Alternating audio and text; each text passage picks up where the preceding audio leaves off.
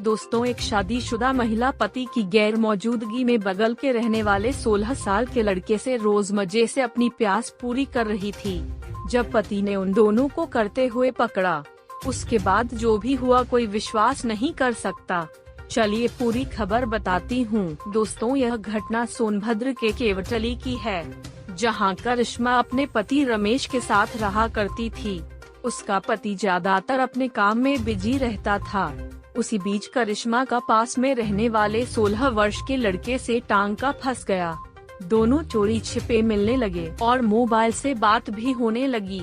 एक दिन जैसे ही पति काम पर गया, तो करिश्मा ने लड़के को घर पर बुला लिया।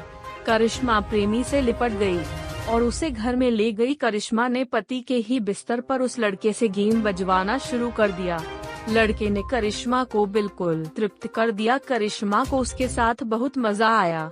अब जब भी मौका मिलता है, वह प्रेमी को बुलाकर अपनी प्यास बुझाती थी। शायद वह भूल चुकी थी कि पाप का घड़ा एक ना एक दिन जरूर फूटता है। कुछ समय बाद पति मुकेश को पत्नी की इन हरकतों का पता चला, लेकिन सिर्फ 16 साल के लड़के से अवैध संबंध होने की बात पर भरोसा नहीं कर रहा था। उसने इन बातों को मजाक में डाल दिया। फिर एक दिन काम पर जाने के बाद वह लौट आया। उसने जो देखा वह दंग रह गया। जिन बातों को बात झूठ मान रहा था, वह उसके सामने थी। उसकी पत्नी लड़की के साथ सेक्स करने में लगी हुई थी।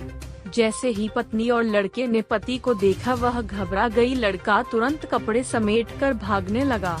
वह सही आदमी था। उसने पत्नी को समझाया, यह सब खत्म कर दो, पूरी परिवार की इज्जत बर्बाद हो जाएगी। कुछ दिन तो सब ठीक रहा, लेकिन हवस में अंधी पत्नी लड़के को फिर से घर बुलाने लगी और अपना गेम बजवाने लगी। अब आए दिन वह लड़के से करवा रही थी। पति ने उन दोनों को कई बार बिस्तर पर पकड़ा। वह पत्नी को समझाता था, लेकिन हवस में अंधी हो चुकी पत्नी ने उसकी एक न मानी। पत्नी की हरकतों से रमेश ने करिश्मा की चुनरी से फांसी लगाकर जान दे दी। इसकी जानकारी पत्नी को लगी तो उसने अपने प्रेमी के साथ मिलकर उसकी लाश को उतारा, फिर कचरे के ढेर में फेंक दिया। ढेर में जब लाश मिली तो पुलिस को बुलाया गया। पुलिस ने जांच पड़ताल की तो यह पूरा मामला खुलकर सामने आ गया। पुलिस ने आरोपी पत्नी और उसके प्रेमी को पकड़ लिया है। दोस्तों, 2 मिनट के मजे के चक्कर में अपनी और अपने परिवार की जिंदगी बर्बाद ना करें। आप ऐसे अपराधों से बचें और अपने परिवार को सुरक्षित रखें। धन्यवाद।